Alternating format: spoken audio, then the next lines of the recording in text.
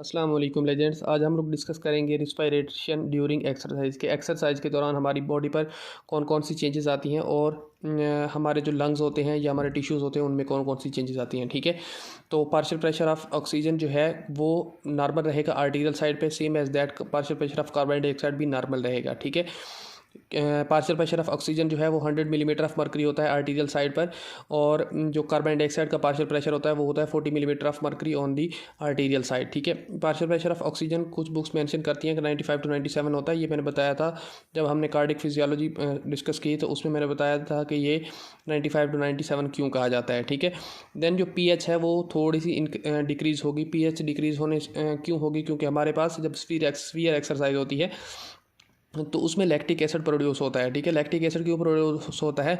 जब हमारे पास ग्लाइकोजन टूटता है किसी भी टिश्यू के अंदर या मसल्स के अंदर, तो उसमें लैक्टिक एसिड प्रोड्यूस होता है। ठीक है, इससे हमारी जो पीएच है वो डिक्रीज़ होगी, क्योंकि जब एसिडिक लेवल इंक्रीज़ होता है तो हमारी पीएच जो है वो डिक्रीज़ होती है। ठीक है, देन है हमारे पास इंस्पायरेटरी पेसमेकर। जो हमारे पास कॉर्टिकोस्पाइनल ट्रैक्स होते हैं या इसके अलावा प्रोप्योसेप्टिक पाथवेज होते हैं वो स्टिमुलेट करते हैं इंस्पायरेटरी पेसमेकर, या हम कह सकते हैं inspiratory centre in the medulla. ठीक है, मेडुला ओब्लांगेटा के अंदर प्रेजेंट होता है इंस्पायरेटरी सेंटर, जो कि हमारी इंस्पायरेशन करने में हेल्प करवाता है। ठीक है, तो एक्सरसाइज के दौरान ये जो है उन पाथवेज के थ्रू ये इंस्पायरेटरी सेंटर जो है ये एक्टिव हो जाएगा। ठीक है, और इसके एक्टिव होने से हमारी वेंटिलेशन ज़्यादा होगी। ठीक है, जब वेंटिलेशन ज़्यादा होगी तो वेंटिलेशन की डेफिनेशन ये है कि the product of the tidal volume and respiratory rate. ठीक है, रिस्पायरेटरी रेट और टाइडल वॉल्यूम का प्रोडक्ट जो है उसको बोलते हैं वेंटिलेशन।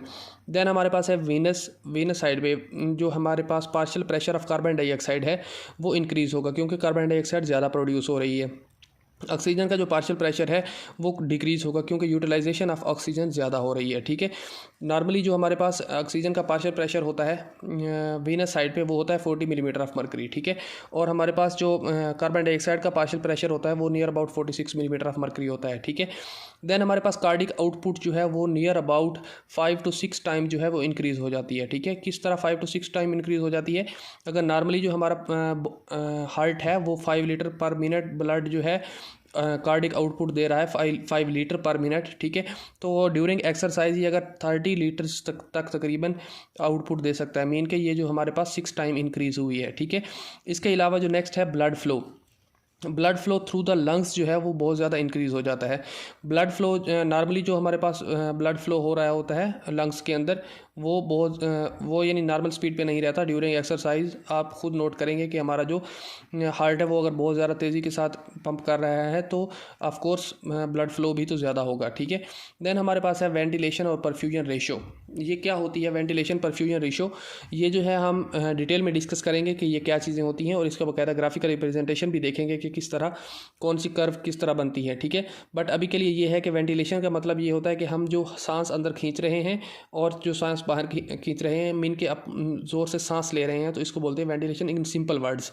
ठीक है, और परफ्यूजन ये होती है कि हमारी ऑक्सीजन जो है वो कितने परसेंट ब्लड के अंदर इंटर हो रही है और कितनी जो है हमारे पास वैसे ही वापस आ रही है जो हम एक्सहेल करते हैं। ठीक है, तो वेंटिलेशन परफ्यूजन रेशियो जो है वो नॉर्मल हो जाती है या बहुत ज़्यादा यूनिफॉर्म हो जाती है। मीन के हमारे पास जो अगर नॉर्मली ऑक्सीजन जा रही है अंदर, तो कुछ पार्ट जो है ऑक्सीजन का वो ब्लड के साथ इंटर हो जाता है, मीन के हीमोग्लोबिन कैरी कर लेती है, और बाकी जो है वो ऑक्सीजन बाहर आ जाती है।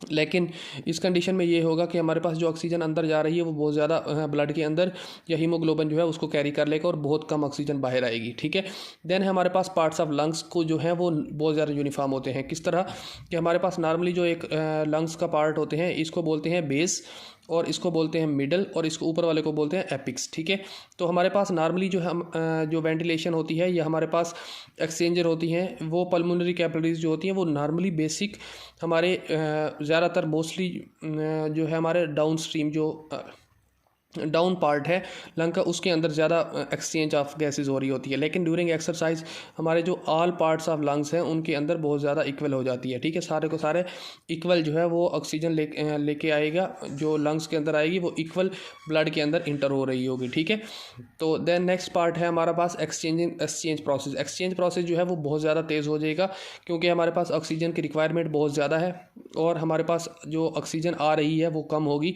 तो इस वजह से जो एक्सचेंज प्रोसेस है वो बहुत ज़्यादा तेज़ हो जाएगा, क्योंकि हीमोग्लोबिन नॉर्मली जब वापस आती है हमारे पास लंग्स के अंदर, मीन के पूरी बॉडी का एक चक्कर लगा के वापस लंग्स के अंदर पहुंचती है, तो उस वक्त 75% फिर भी सैचुरेटेड होती है। मीन के सिर्फ 25% जो है ये टिश्यूज़ को ऑक्सीजन सप्लाई करके आती है नॉर्मल कंडीशन में। लेकिन हमारे पास जब एक्सरसाइज हो रही होती है तो उस दौरान जो एक्सचेंजिंग प्रोसेस है वो बहुत ज़्यादा तेज़ हो जाता है, क्योंकि यहाँ पे अभी 75 है तो वो वहाँ टिश्यू को सप्लाई करके, ज़्यादा सप्लाई करके मीन के 50% तक भी सप्लाई कर सकती है, ठीक है, ड्यूरिंग एक्सरसाइज। देन है हमारे पास ऑक्सीजन एसोसिएशन डिसोसिएशन कर्व, ठीक है। ये पूरा का पूरा एक टॉपिक है, इसको हम मज़ीद डिटेल में डिस्कस करेंगे जब नेक्स्ट वीडियोस में। लेकिन अभी के लिए ये देखें कि ऑक्सीजन एसोसिएशन डिसोसिएशन मीन के ऑक्सीजन कितने % टिश्यूज़ को सप्लाई हो रही है और कितने % वापस आ रही है, ठीक है। तो इससे एक पूरा पूरा ग्राफिकल रिप्रेजेंटेशन में एक कर्व बनती है, उसको डिस्कस करेंगे। लेकिन ऑक्सीजन एसोसिएशन डिसोसिएशन कर्व जो है वो इस कंडीशन में राइट मूव करेगी, ठीक है। ये याद रखना, नेक्स्ट जब वीडियोज़ में डिस्कस करेंगे तो उसमें मज़ीद में मैं रिपीट कर दूँगा, ठीक है। देन हमारे पास डीपीजी क्या होता है? डीपीजी एक ऐसे समझ लें एक मॉलिक्यूल है जो हेल्प करता है ऑक्सीजन को रिमूव फ्रॉम द हीमोग्लोबिन। देखें हमारे पास जो हीमोग्लोबिन होती है वो इस तरह उसके साथ लाइक एज ये टेट्रामर होती है, मेन के इसकी 4 पार्ट्स होते हैं, ठीक है। हीमोग्लोबिन के 4 हीम मालिक्यूल मिले होते हैं, ठीक है। तो ये हम इनके पास नीचे ग्लोबिन चेन होती हैं। तो ये डीपीजे जो है ये चेन्स को क्रॉसिंग करवा देती है। इनकी चेन्स की क्रॉसिंग करवाने से जो ऑक्सीजन है वो बाहर पुश हो जाती है या पुल हो जाती है, सॉरी पुश हो जाती है। तो ऑक्सीजन बाहर पुश हो जाएगी तो हीमोग्लोबिन इस तरह by the help of DPG ये जो है वो ऑक्सीजन को बाहर रिमूव कर देगा, जिससे हमारे टिश्यू को जो ऑक्सीजन रिक्वायर्ड है वो बहुत ज़्यादा ईजीली गेन कर सकेगा, ठीक है। देन फिजियोलॉजिकल डेड स्पेस जो है वो ख़त्म हो जाएगी या कम हो जाएगी, ठीक है, क्योंकि एफिशिएंट हो जाएगी। रीज़न ये है कि फिजियोलॉजिकल डेड स्पेस ये होती है कि जब हम सांस लेते हैं तो कुछ सांस जो है हमारे नॉस्ट्रल्स के थ्रू, कुछ सांस जो है हमारे पास फेरेंक्स लैरिंक्स, कुछ एल्वियोलाई तक पहुंचने तक जो हमारे पास होती है एयर, वो कुछ डेड स्पेस में चली जाती है। मीन कि हमारे पास जो हम जितनी सांस लेते हैं वो सारे की सारी एयर जो है हमारी एल्वियोलाई तक नहीं जाती, कुछ हमारी पीछे रुक जाती है नॉस्ट्रल्स में, फेरेंक्स लैरिंक्स में, या हमारे जो इसके अलावा ब्रोंक्यूल्स होते हैं, ठीक है, इनके अंदर कुछ हवा रुक जाती है, उसको बोलते हैं dead space, physiological respiratory dead space. तो ये डेड स्पेस जो है वो मोर एफिशिएंट हो जाती है और बहुत ज़्यादा एयर जो है वो अंदर चली जाती है, ठीक है। यहाँ पे एक और पॉइंट मेंशन करना चाहूँगा कि हमारे पास जो नॉर्मली एल्वियोलाई होती है उसके इर्द गिर्द जो यहाँ पे एक पल्मोनरी कैपिलरीज होती हैं, ठीक है, ये मैं एक पल्मोनरी कैपिलरी बना रहा हूँ यहाँ पे। तो अगर नॉर्मली जो नॉर्मल कंडीशन में विदाउट एक्सरसाइज इसका 1/3 पार्ट में ही हीमोग्लोबिन के ऊपर ऑक्सीजन लोडिंग हो जाती है, ठीक है।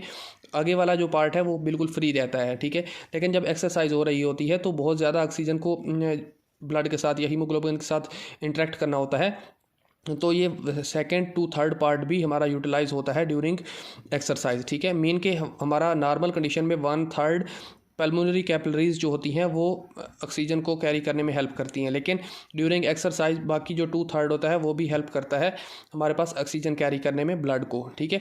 तो ये है हमारी रिस्पिरेशन ड्यूरिंग एक्सरसाइज। इसमें अगर आपको कोई भी क्वेश्चन है तो आप कमेंट बॉक्स में पुट कर दें, मैं आपको रिस्पॉन्ड कर दूँगा। थैंक यू डॉक्टर्स, अल्लाह हाफिज़।